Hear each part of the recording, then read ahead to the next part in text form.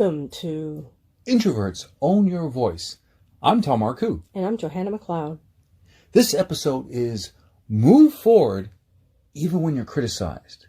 That's not a real title. You're criticizing the title? Okay. Well, criticism is everywhere, even in this podcast. Joanna, I was going to ask you, when was the time you were criticized and it held you back?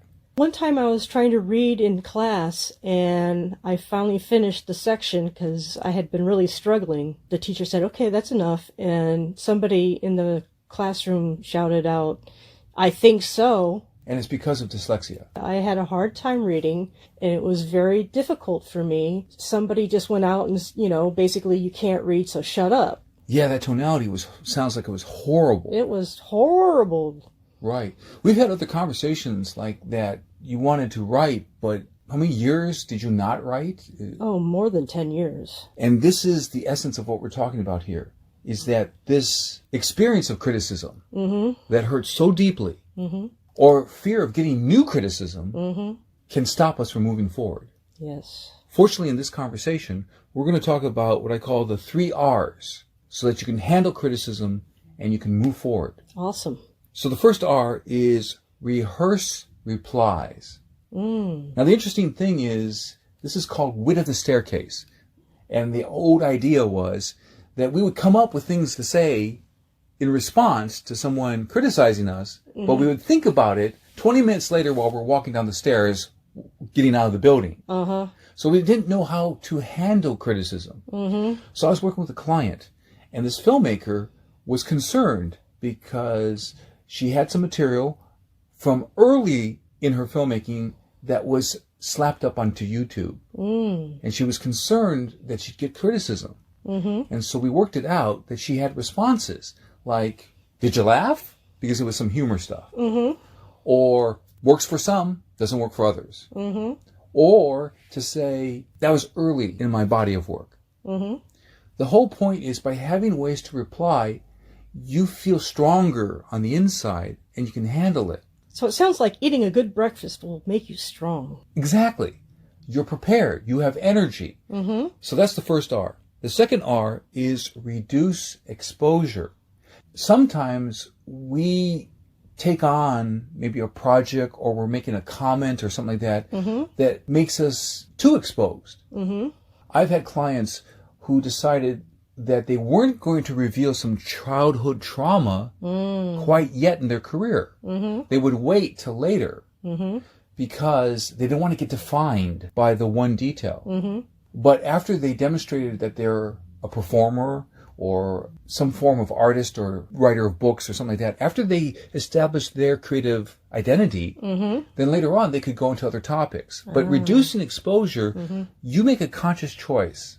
Just because somebody asks you a question, you don't have to answer it. You can say, this doesn't feel like the right venue for that conversation. Or that's not what we're here to talk about. And you see this sometimes with certain celebrities. What they'll do is they'll say, well, that's not what I'm here to talk about. I'm here to talk about helping the children with this foundation. How about we talk about that? Yeah. So the point is, reducing exposure, if you know that you are prepared, then you know you can handle situations where criticism might come up. The third R is right-size your message. Now, the reason why I'm saying this is that if you are specific and brief with whatever your message is, then whatever kind of criticism that comes in, you realize that you can better handle it. Now, for example, I'm Asian, and so I noticed that many broadcast television shows are doing better with diversity. African Americans, Hispanic folks, Asian folks, this is great. So when a project, a mainstream entertainment project comes along, they just avoid having difficulties by making sure that they have a diverse cast. And so therefore, I put this under the umbrella of right-size your message. When I say right-size, I'm also mean just really craft your message so that it doesn't get clogged up with distractions.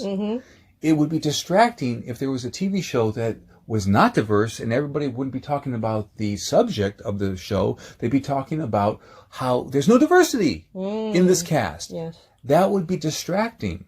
So when I speak of right-size your message, don't take on too much stuff. Be focused and also remove the distractions. Now's a good time for a Marcoux moment. That's when I share an excerpt from one of my 47 books up on Amazon.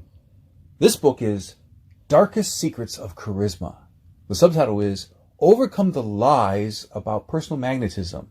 Get people to feel your charisma and influence others with your words. On page 61, it says, reshape your self-doubt with instant reframing. And then on page 62, we go into an example. You have two different people who make a mistake, and Margie tells herself, damn, I said the wrong number. I'm so stupid. In contrast, Trudy tells herself, oh, I made an error. I can fix this. Do you see the two different frames? One is mistake equals I'm stupid. The other one is made an error. I can fix this. Even the word error has less of an emotional charge than mistake. My point is that you can clog yourself up with self-condemnation, which fuels self-doubt. This puts up a wall between you and the audience. Why is this important? When you're full of self-doubt and self-condemnation, you naturally want to step back from what you perceive as causing the pain, the audience. In fact, many of the clients and graduate students I've worked with literally step back until they learn from me how to connect with an audience. So that's the end of our excerpt. We're talking about Darkest Secrets of Charisma. So now, Johanna, I'm curious. What are you going to keep from our conversation? I just really like the whole topic of move forward even if you're criticized. I'm with you. And the main idea here with those 3 R's, rehearse replies, reduce exposure, right-size your message, is that if you have strategy and you rehearse, you're able to handle criticism. In fact, you're so prepared that you can take it and you know you can take it. You have evidence because of rehearsals. This is what I do with my clients.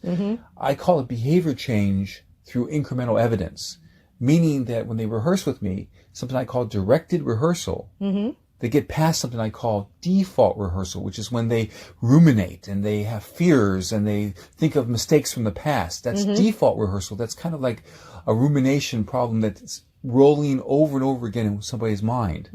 Instead, with directed rehearsal, and that's what these 3 R's help you do, you're prepared, which means criticism can't slow you down. You know you're going to get criticism because you are rising above and saying, hey, world, here I am. I've got something of value.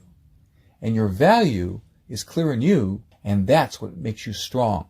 And you keep moving forward. So the whole idea is when you prepare for criticism in advance, and you know that you're prepared, you will be able to bring your good value and message to the world. You can't be held back.